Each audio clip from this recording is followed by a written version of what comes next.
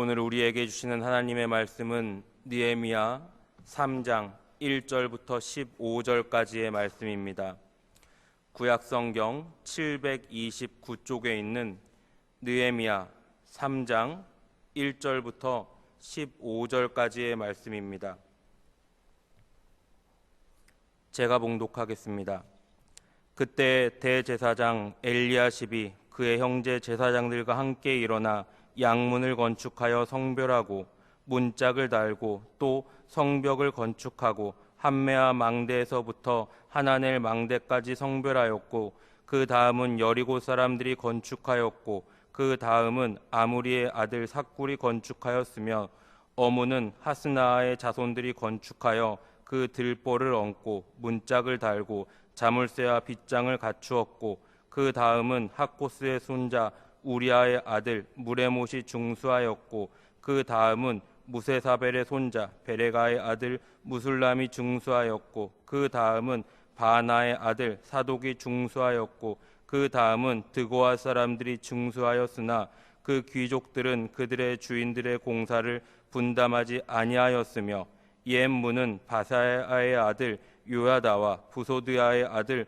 무술람이 중수하여 그 들보를 얹고 문짝을 달고 자물쇠와 빗장을 갖추었고 그 다음은 기브온 사람 물라다와 메로노 사람 아도니 강 서쪽 총독의 관할에 속한 기브온 사람들 및 미스바 사람들과 더불어 중수하였고 그 다음은 금장색 하레아의 아들 우시엘 등이 중수하였고 그 다음은 향품 장사 하나냐 등이 중수하되 그들이 예루살렘의 넓은 성벽까지 하였고 그 다음은 예루살렘 지방의 절반을 다스리는 후르의 아들 르바야가 중수하였고 그 다음은 하루마베 아들 여디아가 자기의 집과 마주대한 곳을 중수하였고 그 다음은 하삼느아의 아들 핫두스가 중수하였고 하림의 아들 말기야와 밧 모압의 아들 핫숲이 한 부분과 화덕 망대를 중수하였고 그 다음은 예루살렘 지방 절반을 다스리는 할로에스의 아들 살룸과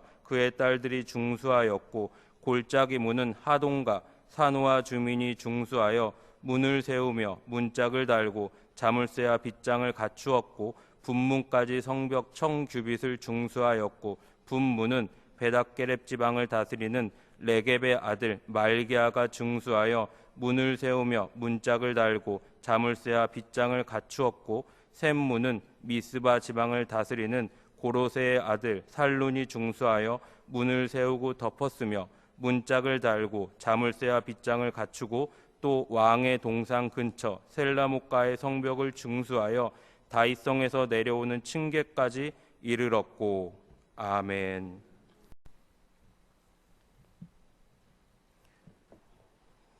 귀한 찬양 감사합니다. 이 시간 성벽을 중수하는 사람들이라는 제목으로 하나님 말씀을 전하겠습니다. 시기적으로 본다면 느헤미야는 구약 성경의 끝자락에 있습니다. 말라기의 시대 정도에 쓰여졌을 것으로 우리가 추정을 합니다. 하나님께서 구약의 말기에 이스라엘을 회복시키시고 이스라엘 가운데 하나님의 일하심을 예비하게 하십니다. 하나님께서 아닥사스다 왕의 술관원 느헤미야를 사용하셔서 바벨론의 침략으로 파괴됐던 예루살렘 성을 중수하게 하십니다. 이제 본격적으로 성벽을 중수하는, 우리말로 성벽을 수리하는, 성벽을 회복하는 장면이 시작됩니다. 대제사장부터 각계각층의 사람들이 이 일에 참여합니다. 오늘 본문에서 우리가 세 가지를 교훈 삼고 같이 기도하려고 합니다. 첫째로, 성도는 일상에서 언제나 복음이 먼저 되어야 합니다. 느헤미야에서 성벽을 중수하는 작업에 먼저 진행되고 그리고 자세히 기술되는 건 꼭 문입니다. 오늘 본문에서도 양문, 어문, 골짜기 문이 나오고 이어서 16절에서부터도 문에 대해서 자세히 기술되어 있습니다. 우리가 가정집이나 사무실에서도 공사를 할 때 많이 돈이 들어가고 많이 신경이 쓰이는 건 문입니다. 문을 한번 제대로 달아놓으면 전체적인 분위기가 좋아지고 또 상당한 돈이 들지만 투자를 하면 그만큼 오랫동안 이뤄온 게 문입니다. 반대로 조금 싼 거를 쓰자 했다가 삐그덕거리고 다시 수리하게 되는 일이 많은 것도 문입니다. 1절에 양문을 건축하여 성별한다 합니다. 성별한다, 구분한다를 말합니다. 구분한다, 성도에게 있어서 구분한다 라고 하면 익숙한 단어가 있으실 겁니다. 거룩입니다. 거룩한 문, 구별된 문 무엇입니까? 바로 예수님 오셔서 우리에게 말씀하신 좁은 문입니다. 성도는 일상에서 언제나 좁은 문, 바로 복음이 먼저 되어야 합니다. 예배가 먼저 되어야 하고 하나님 말씀이 먼저 되어야 합니다. 그럴 때 하나님이 일을 하시고 그럴 때 하나님이 은혜를 주십니다. 둘째로 무엇이 우리의 명예인지 고민해야 합니다. 고대 중동의 성들은 그 성을 성벽이 둘러싸고 있었습니다. 지금도 그 나라의 국방력, 그 나라의 위신, 그 나라의 명예는 국경에서 좌우됩니다. 우리나라도 전방부대나 판문점 같은 곳에는 더 많은 병력들을 배치하고 검증된 인원들을 보냅니다. 예루살렘을 조금 더 넓은 의미로 유다, 하나님의 백성들을 지키는 성벽은 무엇이었습니까? 믿음이었습니다. 신앙이었습니다. 하나님의 백성들은 하나님을 섬기는 신앙이 무너졌을 때 성벽이 무너졌습니다. 전쟁에서 패배했습니다. 반대로 하나님을 섬기는 신앙이 바로 서 있었을 때 흥했습니다. 가나안 정복 전쟁에서도 국력이 강해서 이기지 않았고 불순종했을 때 하나님 앞에서 예배를 제대로 드리지 않을 때 나라가 망했습니다. 고대 근동 사회에서도 견고한 성벽은 성 안에 살고 있는 사람들에게는 더없는 자부심이었고 명예였습니다. 사랑하는 성도 여러분, 여러분들에게 무엇이 자부심이며 무엇이 명예이고 무엇이 자존심이십니까? 점검해 보시면 좋겠습니다. 복음이 되셔야 합니다. 예배가 되셔야 합니다. 믿음이 되셔야 합니다. 하나님 앞에서 맡으신 헌신과 충성이 되셔야 합니다. 여러분들의 믿음을, 여러분들의 충성을, 여러분들의 예배를 재건하십시오. 그럴 때 하나님이 여러분들을 세우실 겁니다.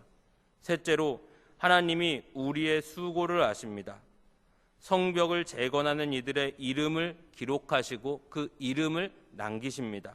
우리도 결혼식을 하거나 병원에 입원해 있으면 그런 바쁘고 아픈 환경 속에 누가 왔다 갔는지 기억이 납니다. 왜 기억이 납니까? 중요한 일이라는 겁니다. 우리 하나님은 우리가 하나님을 예배하는 일을 중요하게 여기십니다. 어려움 당한 하나님의 백성들이 십시일반 힘을 모아서 성벽을 재건합니다.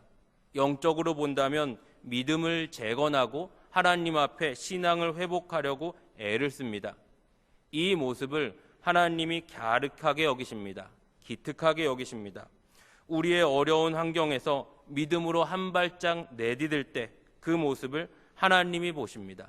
당시에 찬란했던 다윗 왕가의 광명을 되찾고 주병국을 무찌르는 게 아니라 지금 유다의 처지에서 술관원 느헤미야의 위치에서 오늘 본문에 기록된 여러 사람들의 형편과 상황과 처지에서 성벽을 재건하려고 애쓰는 모습을 하나님이 기억하십니다. 우리가 생각할 때 작은 헌신, 교회를 위해 보이지 않는 수고, 다른 이들은 모르지만 내 안에 치열한 신앙적인 갈등, 하나님은 아십니다. 하나님은 보시고 하나님은 기억하십니다. 하나님이 우리를 응원하시며 하나님이 우리를 격려하십니다. 세상 앞에 서시기보다 하나님 앞에 서시는 여러분들이 되시기를 바랍니다. 특별히 새해에는 하나님 앞에 더 수고하시기를 바랍니다.